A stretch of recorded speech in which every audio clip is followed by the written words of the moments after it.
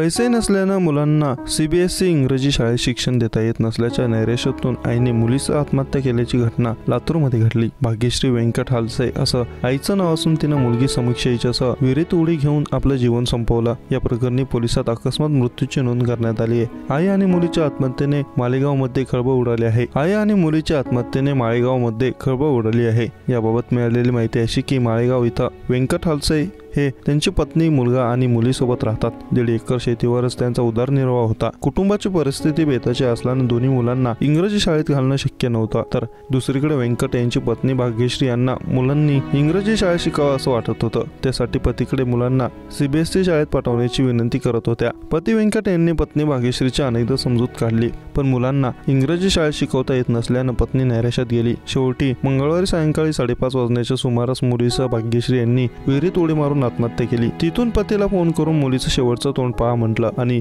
विहिरीत उडी घेतली। भाग्यश्री हालसे या मुलीसोबत आत्महत्या करण्यासाठी जात असताना मुलगा बाहेरच खेळत होता, त्यालाही घेऊन त्या निघाल्या होत्या। मात्र खेळण्यासाठी मुलगा सार्थकने हात सोडून घेत तिथून पळ काढला। मुलगा खेळायला गेल्याने वाचला। भाग्यश्री गेल्या वर्षभरापासून नैराश्यात होत्या। गेल्या वर्षी त्यांच्या आईचं निधन झालं होतं, तेव्हापासून सतत दुःखात होत्या। आईच्या आठवणीत रडत असायच्या, त्यातून नैराश्य आलं होतं असं भाग्यश्री यांच्या भावाने पोलिसांना सांगितलं आहे।